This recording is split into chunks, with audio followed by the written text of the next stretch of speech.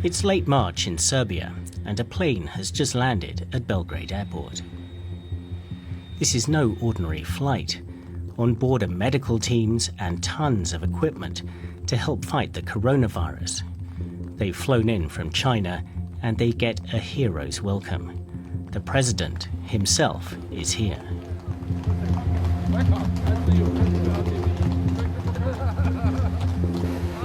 Serbia isn't the only place welcoming deliveries like this.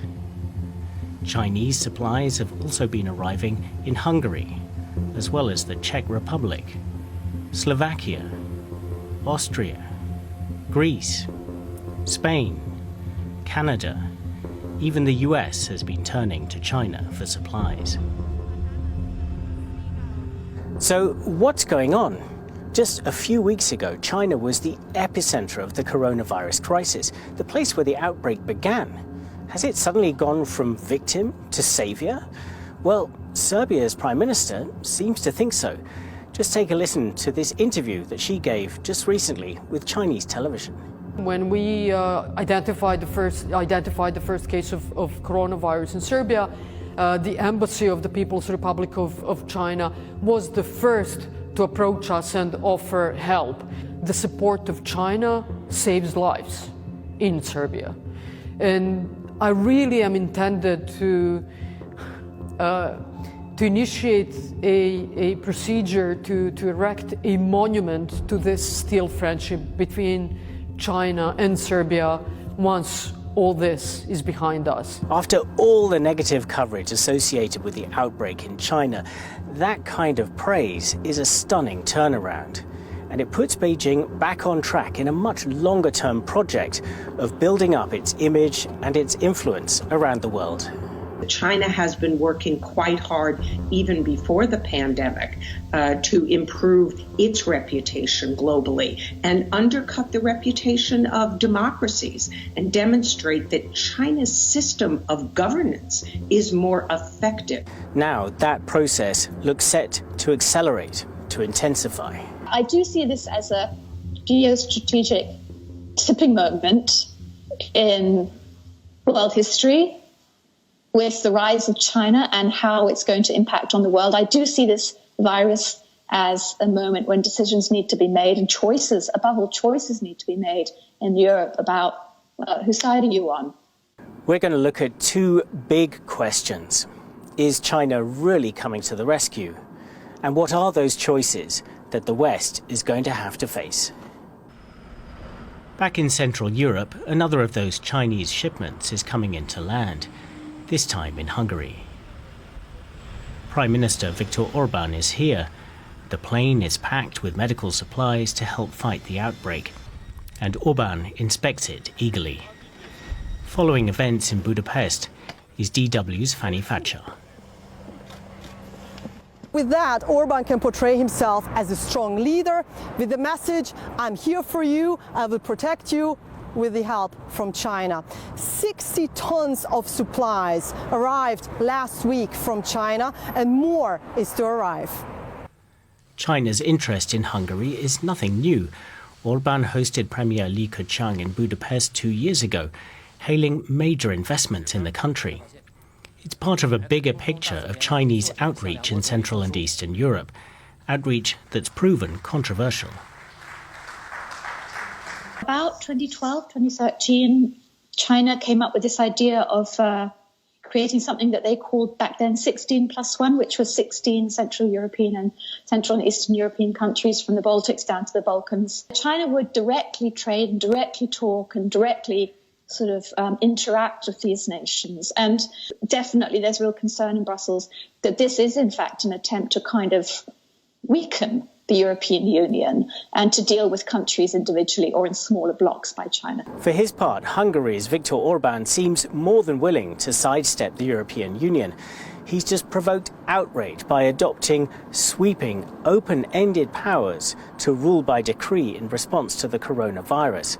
It's something that seems more reminiscent of China's form of governance. Orban has made clear years ago that his stance of democracy is illiberal. He also said that Hungary should turn towards the east, labeled as Eastern opening, to be less dependent on Western Europe when it comes to trade. In 2015, he declared that instead of following in the footsteps of liberal Western democracies, Hungary should rather take a look at illiberal success stories like China. Therefore, it's not a secret, but rather realpolitik, that Hungary sees China as a desirable partner. As for the Chinese government itself, it's reacted angrily to Western critics, suggesting that its supplies of medical equipment are anything other than altruistic. 难道他们真的希望中国此时无动于衷吗？见死不救吗？ But the EU's top diplomat has been voicing some doubts about China's motives. Josep Borrell has warned about what he referred to as a battle of narratives. In an online post, he wrote, China is aggressively pushing the message that unlike the US, it's a responsible and reliable partner. We must be aware that there's a geopolitical component, including a struggle for influence through spinning and the politics of generosity. Armed with facts, we need to defend Europe against its detractors. The implication was clear. Don't take Chinese help necessarily at face value, and watch out for attempts to undermine facts. While China's state media promote a Chinese way in dealing with the virus, investigative journalists at the non-profit outlet ProPublica reported finding thousands of fake social media accounts pushing pro-China narratives. And senior figures in Beijing have been spreading explosive claims, like suggesting the US Army brought the virus to China. We've had a foreign ministry spokesman called Zhao Lijian who has put out conspiracy theories that the virus was brought to China by US soldiers at the military games in China there in the autumn. And then he's floated the theory that perhaps it was, caused by Italians. We've always seen disinformation from China, but we've very rarely seen senior Chinese foreign ministry spokesmen basically fabricating lies. Despite that, many European leaders are going out of their way to thank China for its support in fighting the outbreak, right up to the President of the European Commission herself. We are grateful for support from China. The Prime Minister announced that China is ready to provide 200,000 N95 masks, 2 million surgical masks, and 50,000 testing kits. These can be shipped to Europe immediately. Our Commissioner and the Chinese Trade Minister are implementing this. This support is highly valued and we are grateful for it. Those warm words are even more remarkable when you think about the context. There's been a lot of tension recently within Europe about individual countries not doing enough to help each other out. The Commission President also spoke about that recently, and this time her language was not warm at all. When Europe really needed to be there for each other, too many initially looked out for themselves. When Europe really needed an all-for-one spirit, too many initially gave an only-for-me response.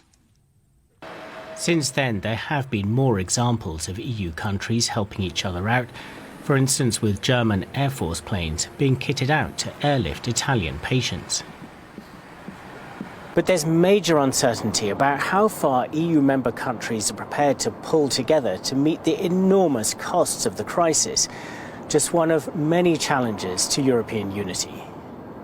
It needs to be much more united and caring among and between the states. It needs to really, really pull out the stops to help other countries. It's started to do that a bit better. Very slow start. I think things have picked up, absolutely. Needs to go more and more and more in that direction, needs to take responsibility for its own medical situation, needs to create much better systems throughout Europe. It seems clear that the less Europe pulls together, the more there's an opening for China to come and fill, a gap that's also been left in part by America.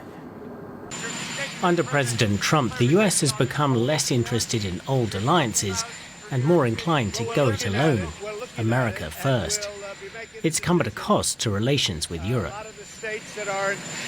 Obviously, we have a lot of issues that are contentious between the U.S. and our European allies. Certainly, that creates an opening for China. I think many Chinese see the Trump administration as the gift that keeps on giving. It has really created the potential and the opportunity for China to step up. So what happens next? A lot depends on whether Donald Trump wins re-election in November. A defeat by Joe Biden would likely mean a return to stronger ties with traditional allies. Last week I had the honor of speaking to all of you from Philadelphia. I think that the U.S.-China relationship would remain fraught. It would continue to be competitive, but there would still be areas of cooperation between the U.S. and China. The policy towards alliances, I think, would be more cooperative. We would be looking to work with allies to push back against China in some areas. Meanwhile, more and more voices from both left and right in America are calling for the US to decouple its economy from China, to reduce the enormous amount of ties that have built up over the last couple of decades. That's already happening to an extent, with American moves to cut the Chinese telecoms giant Huawei out of its future mobile data networks. But it could now go further. The United States now has recognized that we've become too dependent on China, for example, to make our medicines. So I think we'll see this sort of decoupling in limited sectors, but not a separation of the U.S. and Chinese economies. Back here in Europe, China analyst Didi Kirsten Tatlow sees more profound choices ahead.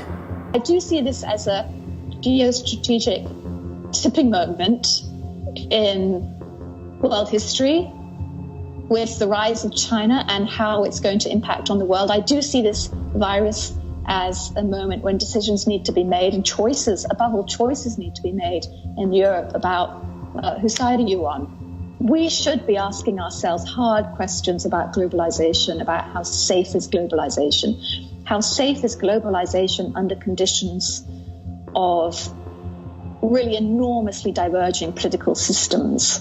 Perhaps globalization is something that only works when there's political agreement, when there's agreement about values and how a society should be. For now, of course, most leaders around the world are too busy firefighting the virus to take time for such big, fundamental decisions.